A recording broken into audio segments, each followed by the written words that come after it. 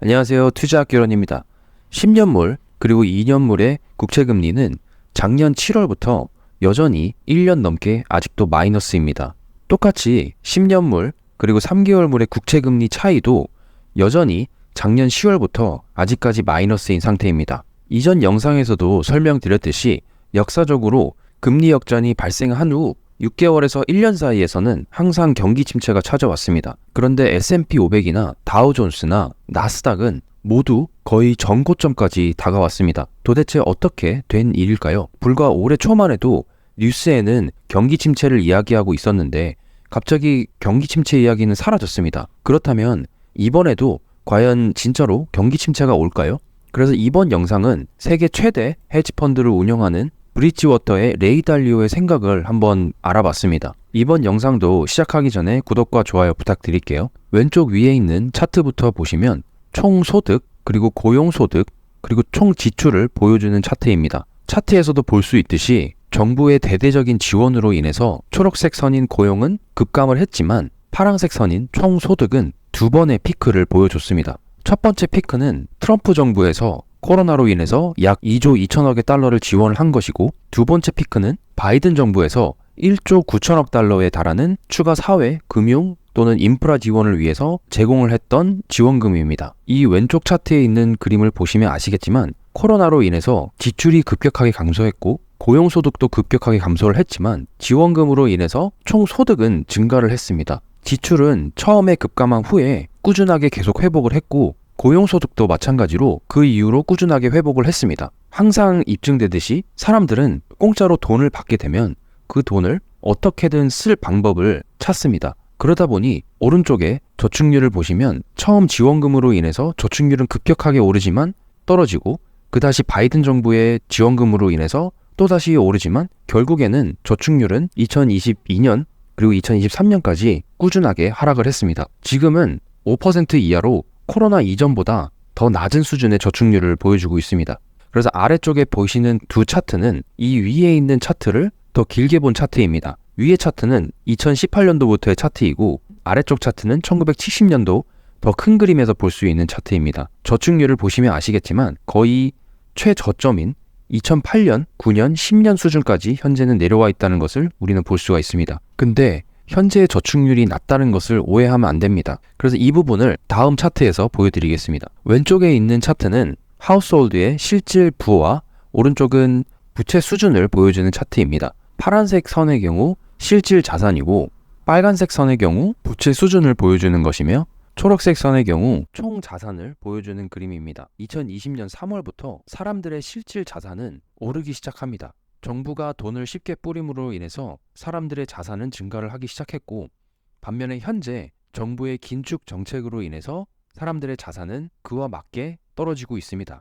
하지만 여전히 실질 자산은 코로나 이전 수준보다 높은 상황이며 1970년도부터 큰 그림으로 보시면 전체적인 우상향 트렌드에서 2010년 초반부터 급격하게 상승을 한 후 아직도 여전히 높은 수준의 위치에 있습니다. 오른쪽 표도 보시면 아시겠지만 GDP 대비 가계 부분의 대출 수준을 보여주는데 보시다시피 완화 기간 동안 증가를 했고 현재는 많이 내려와 있는 상태입니다. 그래서 큰 그림에서 1970년도 대비해서 지금의 대출률은 이전과 비슷한 수준으로 내려와 있다는 것을 우리는 볼 수가 있습니다. 그래서 이 그림을 통해 레이 달리오가 말하고 싶은 이야기는 실질적인 저축률은 낮아 보이지만 가계에서 보유하고 있는 자산의 경우 여전히 매우 높은 수준이라는 것을 이야기하고 싶은 겁니다. 현금은 부족하지만 자산은 아직 높다는 겁니다. 그리고 다음 차트의 경우 왼쪽은 실업률, 오른쪽은 고용소득의 성장률을 보여주는 그림입니다. 실업률을 보시면 현재 1970년도부터 지금까지의 수준에서 비교를 해보면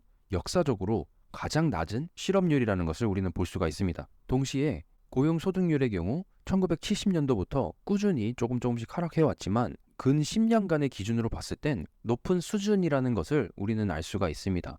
즉, 실업률도 지금 매우 양호한 상태이고 고용소득의 성장률도 전혀 나쁜 상황이 아니라는 것을 우리는 알 수가 있습니다. 그 다음 차트는 미국 예산의 적자를 GDP 대비 표시한 거고 오른쪽의 경우 연준의 채권 보유량을 GDP 대비 표시한 그림입니다. 여기서 보시면 아시겠지만 2020년도에 정부는 사람들에게 돈을 뿌리면서 어마어마한 적자를 쌓게 되고 코로나가 끝난 시점부터 적자 폭이 줄어들긴 했지만 여전히 GDP 대비 마이너스 6%대라는 것을 우리는 볼 수가 있습니다. 그래서 큰 그림에서 보면 1970년도부터 지금까지의 적자 폭을 보면 GDP 대비 여전히 매우 낮은 수준이라는 것을 볼 수가 있습니다.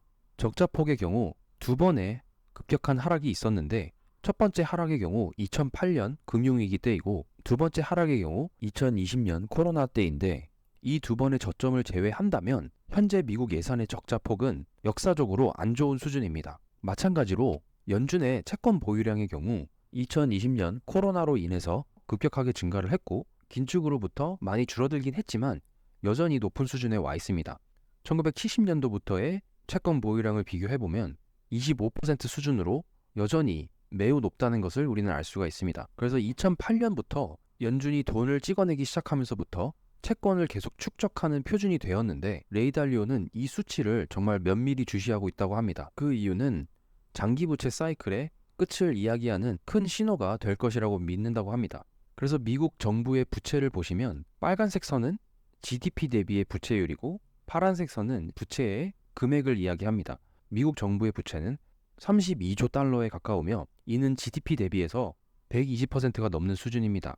역사적으로 1970년도부터의 수준을 비교해보면 2008년부터 미국 정부의 부채는 급격하게 상승을 해왔고 지금 역사적으로 매우 높은 수준에 있다는 것을 우리는 볼 수가 있습니다. 그래서 다음 차트는 명목금리와 실질금리입니다. 파란색 선의 경우 단기금리이며 빨간색 선의 경우 장기금리입니다. 보시면 아시겠지만 코로나로 인해서 한동안 제로금리가 유지됐고 현재 연준은 인플레이션을 잡기 위해서 급격하게 금리를 거의 6%대까지 올린 상황입니다. 오른쪽에 실질 금리를 보시면 똑같은 현상이 보입니다. 그래서 다음 차트가 되게 중요한데요. 왼쪽의 경우 상업은행이 갖고 있는 채권 보유량이고 오른쪽의 경우 상업은행과 연준의 평가손익입니다. 왼쪽에서 볼 수 있듯이 상업은행은 국채를 대량으로 매입을 했고 코로나로 인해서 일부는 판매했지만 여전히 기록적으로 높은 수준에 와 있습니다. 그래서 오른쪽의 차트를 보시면 상업은행과 연준의 채권 손실이 어마어마하게 크다는 것을 우리는 볼 수가 있습니다.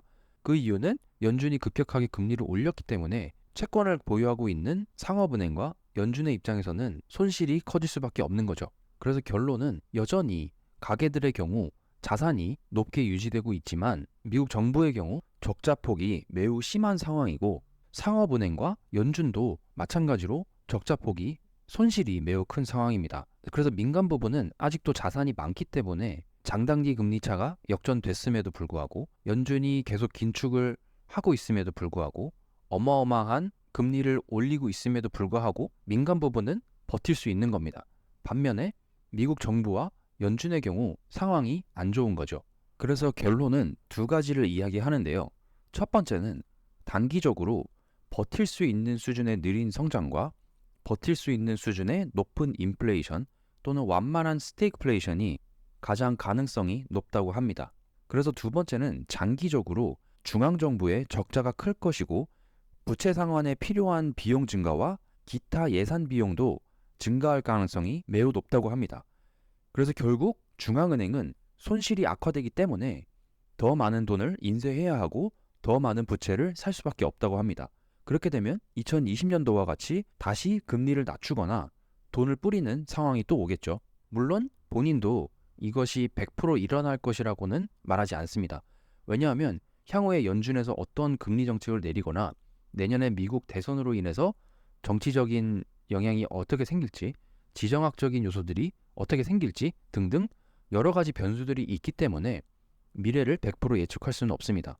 그러나 경제는 모든 것이 얽혀있기 때문에 우리는 거시경제를 볼 때 하나의 시나리오에 확신하는 게 아니라 지금 현재의 상황에서 일어날 수 있는 시나리오들을 예측을 하고 그리고 시간이 지남에 따라서 상황에 맞게 대응을 하고 그 시나리오들을 수정하는 것이 가장 바람직한 방향입니다. 그래서 오늘은 레이 달리오가 생각하는 미국 거시경제의 현재 상황에 대해서 알아봤고 그리고 향후의 방향성에 대해서도 한번 이야기해봤습니다. 오늘 영상도 유익했다면 구독과 좋아요 부탁드릴게요. 다음 영상에서 또 뵙겠습니다. 감사합니다, 여러분.